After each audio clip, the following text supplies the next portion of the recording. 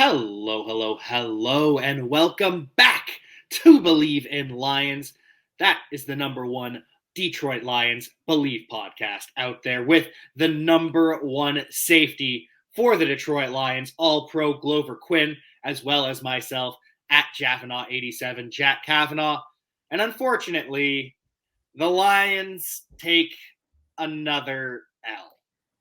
And it's even more disappointing because they went into half up 6-0 and lose 24-6. What happened to the highest scoring offense in the NFL, Glover? We are seeing that this is a league of playmakers and the defenses are very good. And when you do not have all of your guys, it is very, very, very, very difficult to score. Not having DeAndre Swift takes that aspect of your game away. Jamal Williams is a good between the tackles runner, but he is not DeAndre Swift out of the backfield. He's not as explosive as DeAndre Swift is in the backfield. Not having Amon-Ra St. Brown, that opens up things for your tight end. That opens up things for the receivers on the outside because you have to pay so much attention to Amon-Ra St. Brown on the inside. When you don't have him and you don't have anybody on the outside that teams fear, they don't have to double team anybody on the outside. They don't fear anybody on the outside taking them up top for 80. They don't have that fear. So now we can stack the middle, take TJ Hutchinson out of the game plan for the most part, stuff the running game, and put a lot of pressure on Jared Goff. When the play action game is not there, it's a struggle for Jared Goff. We've seen him be somewhat decent throughout the first few games. And then today he showed that he's still Jared Goff, right? I mean, you cannot have 4 turnovers in the second half alone. I mean, 5 total turnovers, I think, in the second half as a team. I think Jared Goff had 4 of those, 3 interceptions and a fumble right there at the end. So when you don't have all those things, it affects the whole offense. When you got DeAndre Swift and now you can do different things with him and Jamal Williams. When you got Amon-Ra St. Brown and DeAndre Swift, now you can do so many different things, and it opens up many things for other players on the offense. And your play calling can keep guys off balance, so that helps Jared Goff out. It just helps everybody out, and you can score those many points. When you don't have those guys, you're not as explosive. Defenses don't fear you. Just too difficult. Football is back, and BetOnline remains your number one source for all your football betting needs this season. You'll find the latest odds, matchup info, player news, and game trends. And as your continued source for all sports wagering info, BetOnline features live betting, free contests, live scores, and giveaways all season long. Always the fastest and easiest way to bet all your favorite sports and events like MLB, MMA, tennis, hockey, boxing, and even golf. Head to betonline.ag to join and receive your 100% welcome bonus with your first deposit. Make sure to use promo code BELIEVE to receive your rewards. That's BLEAV. BetOnline, where the game starts. And those turnovers really are the difference in this game because the first drive of the second half, Lions, they're up 6-3. We're feeling good. We've got the ball. We can go up. What is it? 13? Yeah, we can go up 13-3. And instead, Goff forces it against Trayvon Diggs. Super errant throw. Yeah. And that's that's game plan. That's film. That's not even film study. That is just being NFL. Like Trayvon Diggs at this point probably has the best ball skills of all the corners in the NFL right now. We can say what we want to say about him as a cover guy, as all these different things. That does not take away from his elite ball skills. The ball go up in the air in his area, he can make plays on the ball. So going into the game, I cannot throw the ball over there late. I cannot throw the ball over there blind. I cannot give a lot of 50-50 balls because, for one, Trayvon Diggs is probably bigger than all of the Lions wide receivers. He doesn't look, I've never met him personally, but he doesn't look like a tiny corner. He looks to be 6'1", 6'2", somewhere in that range, tall, guy, right? So you don't have anybody that's gonna win a jump ball against Trayvon Diggs. You're not going over there late. So for you to just sling the ball over to his side of the field just errantly like that, awful. Completely awful. It was. It really was. Because I can understand. We've talked about this in the past. You can't completely avoid anybody. But don't force it to Trayvon Diggs when you're late, when you're getting hit. Why are you forcing it against the best player in that secondary? Can't do that. You just can't do that. And that's an awful decision. And the Cowboys took that. They took that momentum and they just went right down the field, running the ball behind Zeke, just bullet the lines all the way down the field for a touchdown. And that literally changed the whole momentum of the game. And the Lions actually they came back, right? They bounced back. And then Jamal Williams fumbles at the 2-yard line. The second inadvertent fumble on the day. Second one. So I get it. Those fumbles happen because you're not expecting to get hit. But as a running back, you know that you have to protect the ball in traffic. Until you're out in the clear, you have to protect the ball. So in the first half, I think one of his O-linemen, tight end, somebody got blocked and they end up kicking him. Yeah. Ball comes out, right? Now you get down at the goal line. O-line gets stuffed. So now they're back in your lap. As soon as you get the ball, you run into the back, ball is out. Or however it happens. Just can't have it. You just cannot have that. You cannot be in a 13-3 game with an opportunity to get some momentum back on your side and make the game 13-10, and you give up a fumble right there in the end zone. And that just led to, I feel like, I mean, for you to have 5 turnovers in the second half, every possession the Lions had in the second half had to almost end in a turnover. Every last one of them. Pretty much. I think we got one punt off in the second half.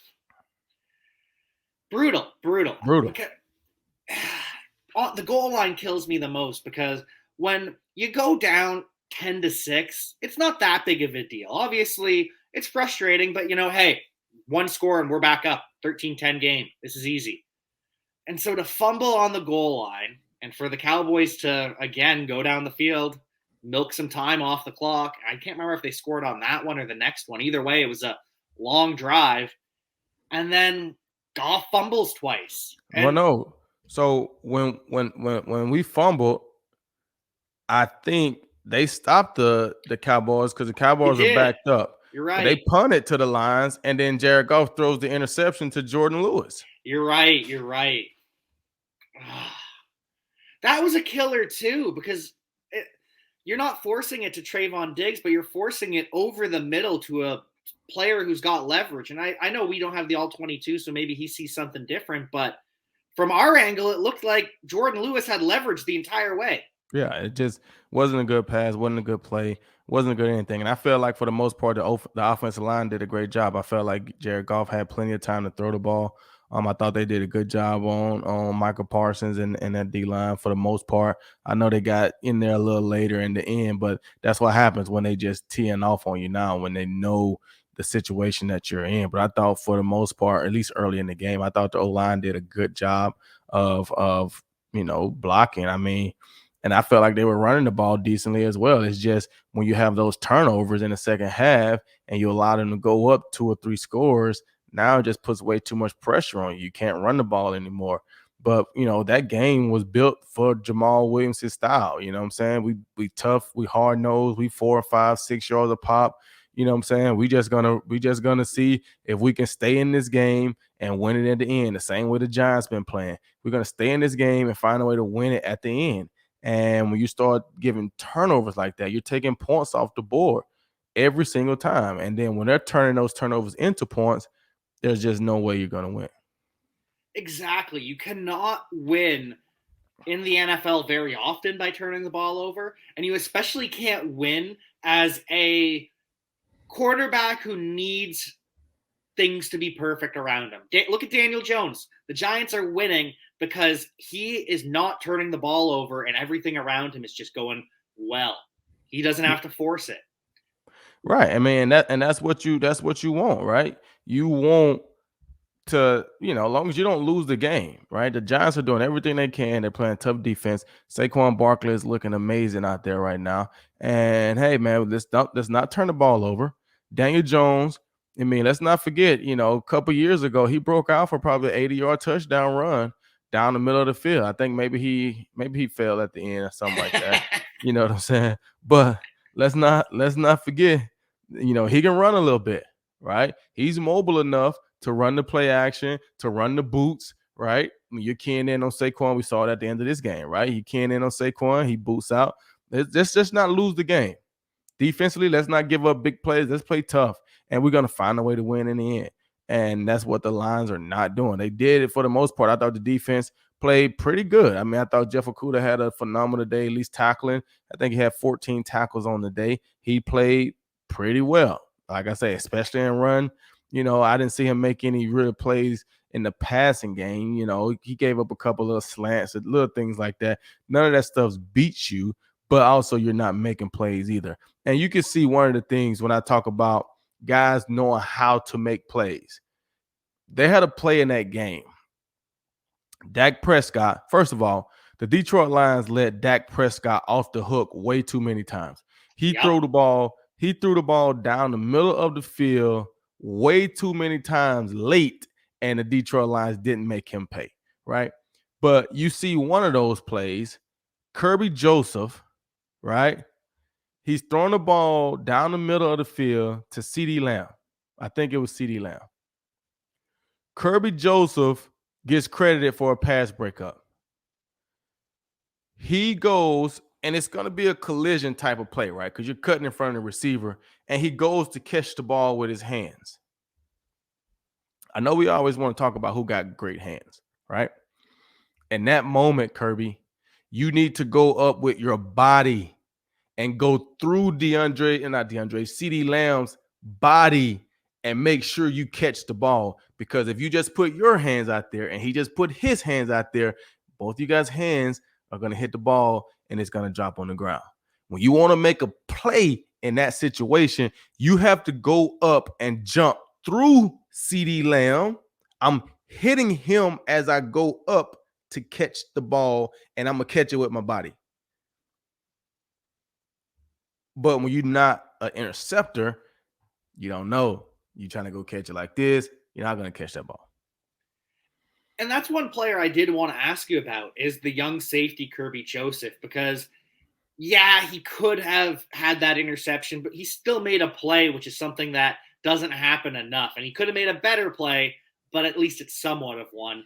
And then he has the forced fumble later in the game. And so we've been talking about who's that guy in the secondary who can become a playmaker. And obviously, Kirby's not quite there yet. He's still got a lot of more development to go. But is this kind of the first time we've seen someone able to make plays in this secondary outside of just good tackles? Yeah, I mean, he on the one that shows like flashes like that. I mean, like I said, the tackle that forced the fumble, that's just, that's a hard tackle. You take his legs out of the way and, he drops the ball on the flip. And then, yes, on the play down the middle, going at least get a pass break up and at least putting your hands up like you want to attempt to catch the ball. That is good signs, right? I mean, Deshaun Elliott is too late in the season to be cramping up. Like it's week 7, week 8. We can't be cramping up right now, especially in a big game like this. We need you out there. Like I said, Jeff played amazing in the run game. Need to get more, some more in the pass game. But yeah, Kirby's the only one that's kind of shown that he's like trying to get to the ball. He is. And I know he's been burnt at times in the past for being over aggressive, but at least someone out there is trying to make a play. Hopefully we see more of it. Hopefully we can see it start to come together. In the secondary, though, like you said, Okudah, great in the run game. 15 tackles, 12 solo, including a tackle for loss.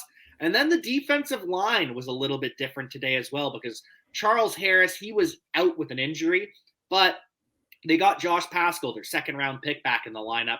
And so that meant that Aidan Hutchinson, he shifts from that strong side base end to the rush end. They put Pascal in as the base end. And Aidan Hutchinson has a lot better of a day. He has a sack on the very first drive. He beats the left tackle with just a speed rip to the outside. Later in the game, he beats the right tackle with a spin to the inside. Also has 3 quarterback hits throughout the game. So is that possible that that's all it took was a little change up of positions for Aidan Hutchinson to be unlocked? Well, when you get to that open side, you take away a guy, right? And Yeah. you allow yourself to be able to do what you do best, right? In college, you probably could play that strong side and you can man the run and the pass. This is the NFL. These are grown men out there. So when Aidan has to play on that strong side, not only does he have to get wider from the quarterback because he got the guard, he got the tackle, and he has a tight end to his side generally, right? Tight end chips you, that makes it tougher to get there, right?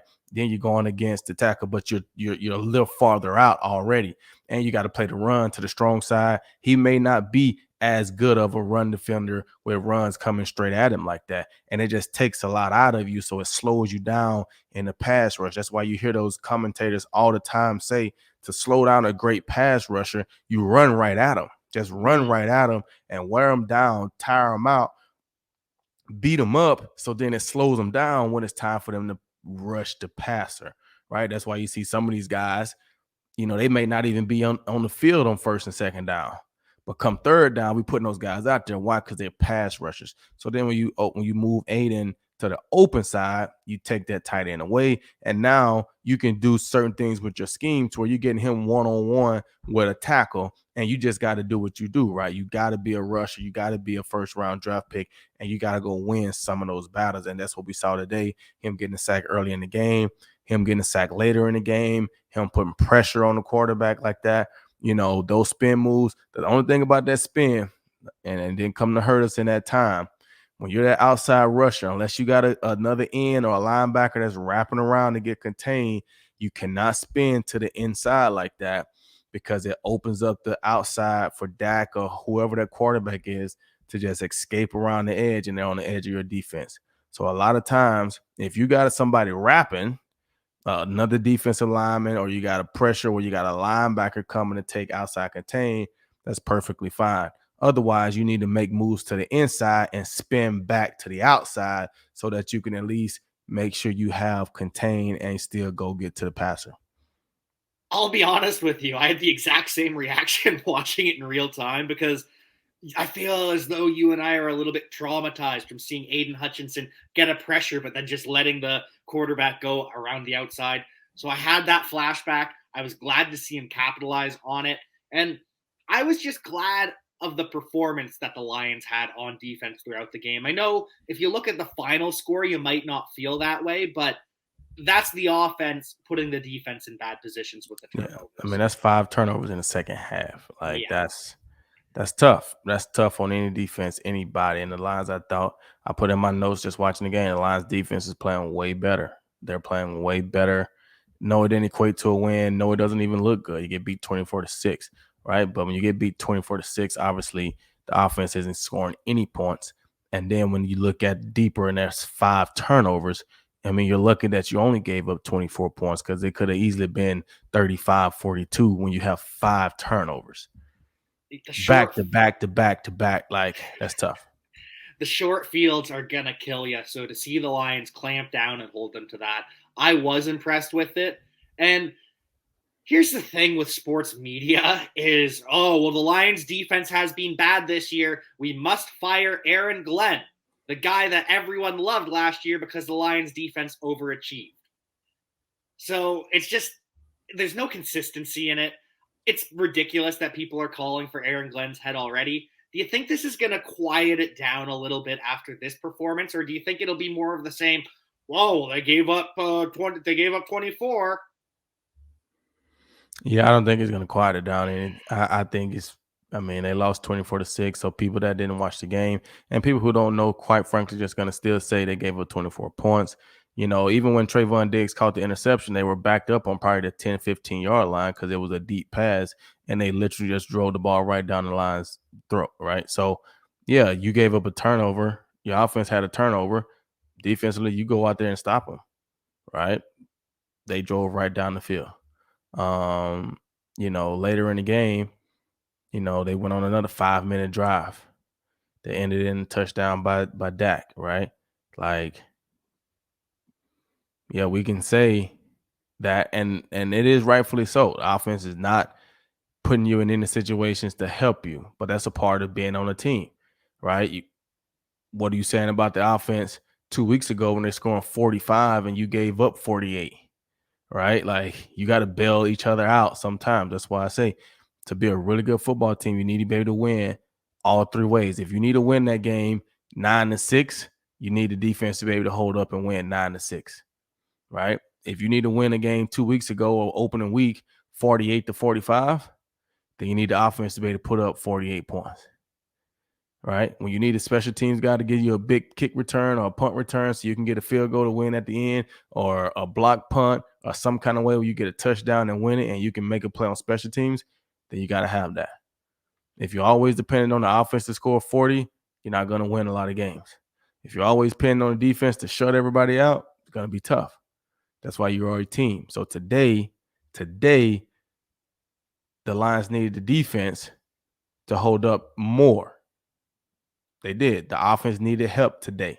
The last two games, the offenses needed help. They've been without stars. New England Patriots, 29-0. They can't score. We can't give up 29 points. Special teams, we got to find a way to get a turnover. We got to find a way to get a return. Defense, we got to find a way to give our offense a short field. We can't expect them to just do this because we're missing our players. So I don't think they're going to look at this and say, oh, well, the Lions, they defense played okay. They just gave up 5 turnovers. I think it's going to be the same thing. Is it right? I don't think they should call for Aaron Glenn's head. I feel like you have to at some point create some consistency. This is who we are. This is who we're going to be. And we're going to give you guys time. How much time? I don't know. And it all depends on right now, like what I said a couple weeks ago. What did I say a couple weeks ago? Now you're 1-5. And it's November almost, late October in Detroit. It's already snowing out there. It's already 30 degrees in the morning time. Get real cold in Detroit. Late in the season, especially when you're already out of the playoff hunt. That's what tells whether they want to get rid of coach or not. If the defense continues to play hard and the team continues to play hard and continue to look like they're improving, then those guys, if they start to put bad product on the field, they're going to have to make a change because now they don't respect the coach. They don't believe in the coach. They're not playing for the coach. They're not doing anything. And they're going to have to make a change. And then you're going to be in the same boat unless they hire – I ain't going to say no names. I get you, but I ain't going to say no names. No name dropping here. We don't want to throw anyone under the bus, but I think we know. However, I agree completely. You need this consistency, and we just saw this with the Panthers with Matt Rule, where in his third season, he lost the locker room, so they fired him less than 3 years into a 6-year deal. Dan Campbell, I believe his deal is a 5-year deal. It could be a 6, but I think it's 5. And with that in mind, the Lions ownership said, hey, we're giving you a 5-year deal because we understand that this is going to take some time. It's going to be a work in progress. We all got overhyped because of the preseason and Hard Knocks and all of that, but have to remember what the intention was. And so as long as the locker room is not lost, you just have to wait it out and kind of see what happens. I know it's frustrating seeing Dan Campbell lose in his return to Dallas, where he was a captain, mind you, so that probably stings a little bit more for him. But I really don't understand calling for anyone's job on the coaching staff right now. On the other hand, though, the other thing that now fans are calling for after this game is a new quarterback in 2023. People were willing to give Jared Goff his chance. They were willing to see, especially early in the season, see how it went. But after the last couple games, it feels as though one pride. And this is just what I'm seeing online from fans, hearing from my friends who are Lions fans. People are frustrated with Jared Goff, and they're already starting to look at the college quarterbacks, Bryce Young, CJ Stroud, Alabama, and Ohio State. So, what's your message to the fans with that kind of mentality? And what do you think about Jared Goff going forward? Well, I think we're seeing exactly who people are, and I think when you're winning or when you're supposed to win or when you're playing well, some things are overlooked. When you start to lose, and the way you lose, it magnifies things. So we get it, Jared Goff. You've been without some weapons last couple weeks. That's when we need you to be great. That's when we need to see a little more fire, a little more energy, a little more passion, a little more something to get the guys going. We can't see a stale performance against New England and score 0 points.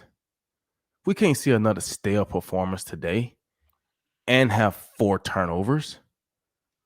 You can be stale and quiet and all that stuff when you're winning. You got your players and you don't have to do much. You overlook it some. When you don't have that, we need you to create more energy. We need you to create more fire under the guys. But that's not who you are. So you're not one of those guys that's going to make us believe when there's nothing looking like worth believing in. You know what I'm saying? Like, you have some of those guys that even when it don't look great, you're like, you know what? He going to figure out a way. Like, he going to do something because he just ain't giving up. He played too hard. His passion is just like he's going to find a way to do something. Jared Goff is like, nonchalant, this and that. And I know the fans or the players always say, my teammates know who I am. They know how much I care. They know this, they know that. That's good. But the world needs to know too. Because if not, there's so much pressure from everybody calling for your head that it makes it difficult for you to focus. The teams hear it. They're not deaf. They hear it. The coach is getting asked about it in his press conferences. You know what I'm saying? Like, yeah, your teammates know, but the world doesn't know. The world doesn't see you. You know what they see? They see Tom Brady showing some passion, even though they're getting smacked. They see him getting mad and cussing and doing all these things. They see Aaron Rodgers dropping F-bombs and all these different things. They see these other quarterbacks that looks like they're trying. They're trying to get guys going. We don't see that from Jared. So why believe in something that's not there? So then now you sit here and say, well, the Lions are 2 years behind because they could have probably made a move last year and got somebody as a quarterback. But they stuck with Jared, so you lose this year. So now what do you say? You don't want to tank, do you? You want to tank. So do you take a first-round quarterback next year? Well, then you got to give him some time because he's going to be a rookie. And as we know, it's very difficult for rookies to just come in right now and play. The best rookies that come in right now and play are the 3rd or 4th rounders that end up going to good football teams. Very rarely do you see the 1st round pick that's a quarterback that goes to a bottom performing team, take that team and turn it around the next year. Very rarely. It's hard for him too because he don't have a lot of stability. Coaches getting fired, offensive coordinator get fired because this or that, head coach get fired. You know, you got 2 or 3. I mean, you look at Trevor Lawrence. He got 2 offensive coordinators, 2 head coaches in 2 years, right? Yeah. That slows up your development because everything you learned last year, now you got to learn something totally new. So now this is your first year in the system, but it's on your 2nd year in the league. You're still trying to learn how to play in the NFL. And you having to learn 2 completely new systems. The best ones that you see are the guys, the first rounders that go late in the first round, so they go to decent teams, or the third or fourth rounders, like the Russell Wilsons, that go to a good football team, and they don't need you to be much. They don't need you to be the savior. They just need you not to lose it. And so I kind of wonder with that in mind, because Goff is under contract for next year. So there is a chance that they do draft a quarterback and have him sit behind Goff to start the year. And it's also interesting because the offensive line is so good and they are under contract for a while.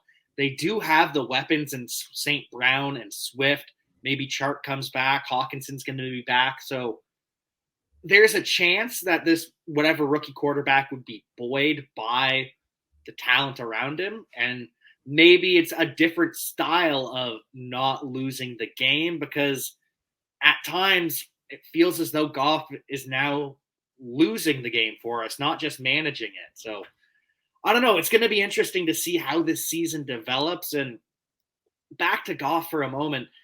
When you talk about leadership, there's all sorts of leaders. You get the leaders like Joe Montana, where he's ice cold, but he just has this feeling around him where he can calm down the entire team by pointing to John Candy in the stands. Same kind of thing with Joe Burrow and Justin Herbert, where it's, hey, you know, these guys, they don't say a whole lot, but you just feel it coming off of them. You can see the magical throws that they can make. Goff just has none of that. And so I don't know where you go from here. It's going to be interesting with the draft pick too, because right now there's only 3 teams with only 1 win. The Lions are one of them. The Texans are one of them, but they've got the tie, so they're up on the Lions in the standings. And the other is the Raiders, who are playing the Texans today.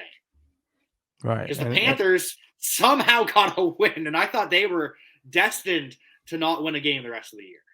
Yeah, and unfortunately, I know this is the Believe in Lions podcast, but unfortunately, unless the Lions can get back to full strength quickly, I don't know when they get another win. Yeah. I don't know when they get another win. Because like you said, early in the season, when you have those playmakers, when you have DeAndre Swift, Jamal Williams, Amon-Ra St. Brown, you have those playmakers, yes, Jared Goff can just be a manager. When those playmakers are gone and you need Jared Goff to be big time, he's not that. He's not that. The course of history has shown that he's not that, right? I mean, I was just talking to my brother-in-law, and I was just like, you know, if a guy is a consistent 285 batter, he may start out the year on an 0 for 15, 0 for 18 slump. But you know by the end of the year, he's going to be done worked his way back up to be around 285. Because for 10, 11 years in a row, that's where he's been. He may start out on a hot streak and be batting 500. You know he's going to cool off, and he's going to end up around 285. Jared Goff is going to be who he's going to be. He's shown us that year in, year out. That is who he is. So it's tough. I don't even know who they got next. Who they got next? The Dolphins? They got the Dolphins next. Then they got the Packers at home.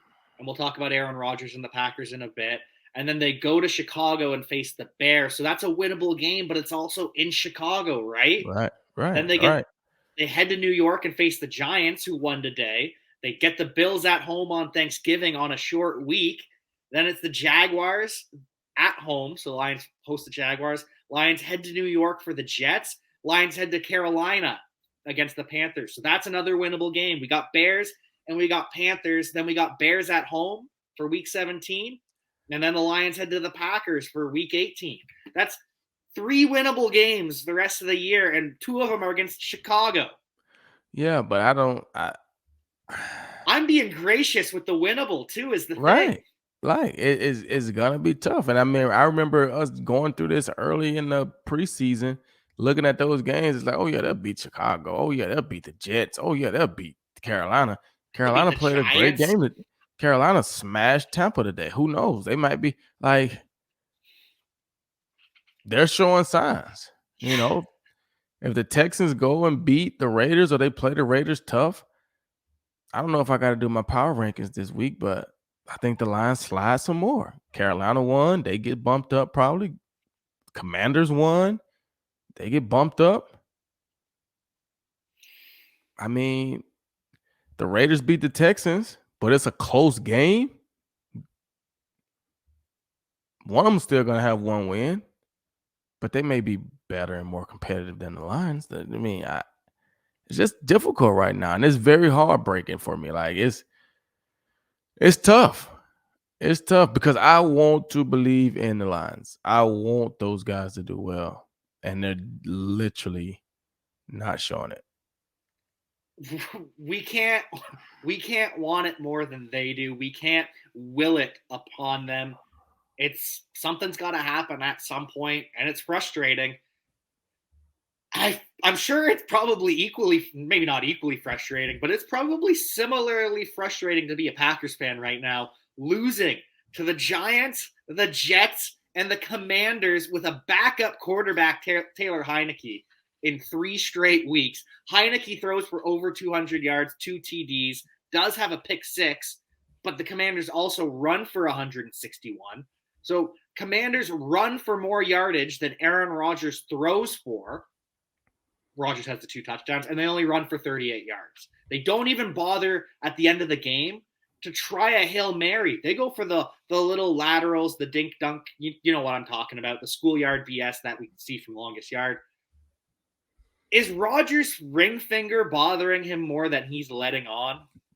I was about to say, I think the thing that we're seeing more so than the Packers just losing or getting beat by the Jets or getting beat, we're seeing that Aaron Rodgers, because at one point in time, he could have had anybody at wide receiver, and you felt like he could beat the Jets. He can beat the Commanders. But right now, we're seeing that Aaron Rodgers can't just beat those guys, right? He's not getting as many passes downfield as he generally could. He's not running as much as he used to keep teams off balance. The short passes, teams are not fearing that. Allen Lazard, they don't fear Allen Lazard. I'm sorry. So these teams are not coming in to Lambeau or welcoming the Packers in and feeling like it's going to be a very tough game because of Aaron Rodgers. And he, yes, can still make throws, but it's a difference when you're making that throw 2 or 3 times a game and you're making that throw 9 or 10 times a game, right? There was a time when you gave Aaron Rodgers a nod because he's going to get it done. Right now, I don't think you're giving him that nod, and that's why they're losing these games to teams that you feel like they just shouldn't be losing to. Same thing with the Tampa Bay Buccaneers. There were times where Tom Brady would beat the Commanders. Tom Brady would beat that alpha Steelers team. Not anymore. Not anymore. Those guys are great players, but they're more game managers now. Tom Brady's not throwing the ball downfield as much, right? They're game managers right now. They're smart. They're game managers right now. They're not going to win games for you. So if you don't have good players around them, which those guys still command a lot of money, but when you don't have good players around them, tough, because they're not winning the games for you anymore. And we can't put it all on Brady because everyone saw the Mike Evans dropped in the breadbasket where he throws it at the ref essentially. But again, the old Tom Brady would make up for that with 5 or 6 or 7 more plays just like it. Right. I mean, you got beat 21-3. Yeah. I mean, that would have been 21-10. You still would have lost. Like, you know what I'm saying? They've been 21-10. Yeah, it's it's honestly quite sad as a fan of football to see some of the greats of the game decline. And we felt the same way when Peyton Manning. His was a little bit quicker because he tore his quad, and that pretty much was it the second time around. We saw the drop off with the neck, but it really was a crescendo with the torn quad. Whereas Rodgers and Brady were just seeing this slower and slower and slower drop off. And it's quite sad. And one of the players that led Tom Brady to lose was Brian Burns, the Panthers' edge rusher. Apparently, the Panthers turned down 2 first-round picks for him just this week because the Panthers are in rebuild, but they're not selling completely. After Brian Burns' performance today, is that something where maybe that actually did happen, or do you think the Panthers are lying to try and raise the price? Well, I mean, I think, that could possibly happen because at some point you got to anchor down and say, we got to build our franchise, right? Like at some point you got to anchor down. And if you feel like you got franchise foundational pieces that's proven, then you got to stick with them because otherwise you're getting 2 first-round draft picks, but who knows how good they're going to be? Who knows how they're going to turn out in the league? Who knows who's going to be available for you at that time? Are they going to be foundational cornerstone pieces? Just because you're a first rounder doesn't mean you're going to be a cornerstone piece to an offense or a defense. Doesn't mean that. That means you're talented, but that don't mean you're going to be a cornerstone piece. There's a lot of first rounders that don't play 4 years. Lots of them. So I don't think that they're saying that to try to get 3 first rounders. I think they got a couple guys that they feel like we need to keep these guys. We got enough draft picks from, these other trades and things like that we can't give up our guy to get 2 first rounders.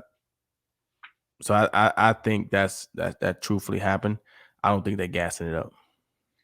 And that's what I'm kind of leaning towards is it's going to look awfully silly if this report comes out that they've turned down 2 firsts and they later accept 2 firsts or get less than that. So I think they're telling the truth, and I think they're telling teams, hey, it's going to take a Godfather offer to get this player out of us, an offer we quite literally can't refuse. You give us a couple full drafts like they did back in the day for Ricky Williams type thing, but I don't see it happening. I think that the Panthers are saying, hey, especially after today, hey, right, we've got some cornerstones here. Right. I think they like, I think they got, I think they like the new environment, getting Robbie Anderson out of there. He probably was toxic. Right. Baker probably felt it. Probably was toxic environment. Nobody wants to work in that. So getting him out of there and then Baker being hurt, I think today, and somebody else, so just having some fresh air. Guys played well. They got beat Tampa. But at the end of the day, I was telling somebody because they be on me about my power rankings. And I'm sitting here like, I'm going to rank people for who they are, not what they're supposed to be. Everybody wants Tampa to be in the top 10 because they're supposed to be. They're supposed to be good. They got Mike Evans. They got Tom Brady. They got these guys. They're supposed to be, but they're not. We want Aaron Rodgers to be in the top 10 because he's supposed to be, but they're not. We don't want the Jets to be up there because they're not supposed to be, but they are. Rank teams based off who they are, not what they're supposed to be, not what we want them to be. They've played 7 games. We can see who you are.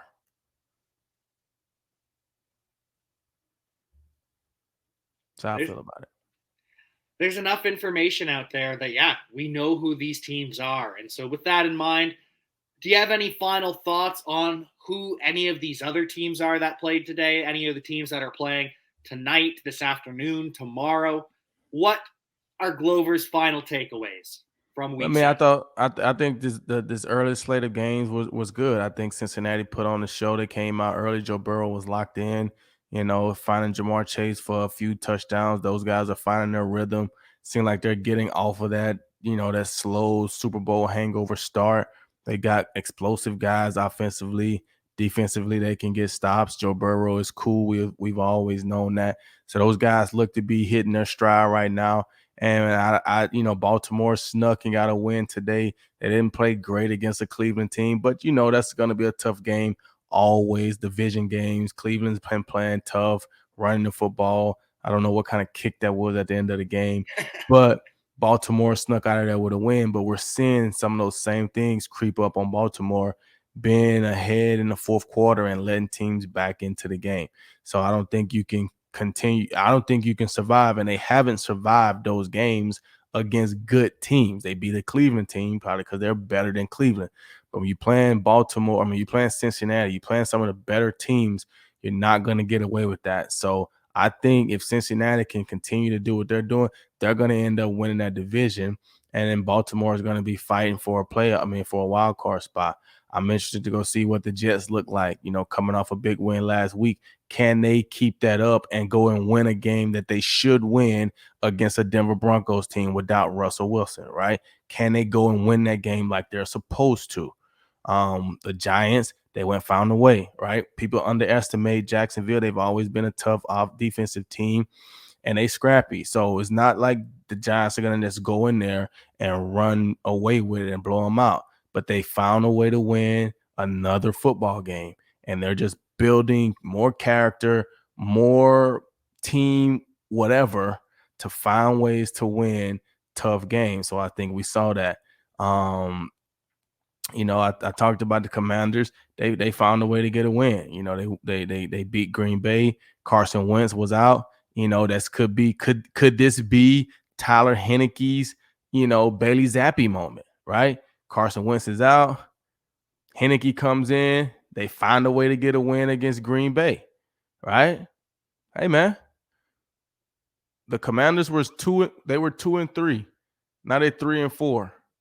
Green Bay was 3-3. Now they're 3-4. They're the same record. As bad as the Commanders have been, and as good as we've always wanted, and as we've wanted the Packers to be, they got the same record. They're both 3-4. So the way they played today,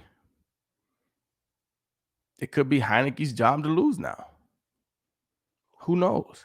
So it's been good football today. Very interesting. Good storylines.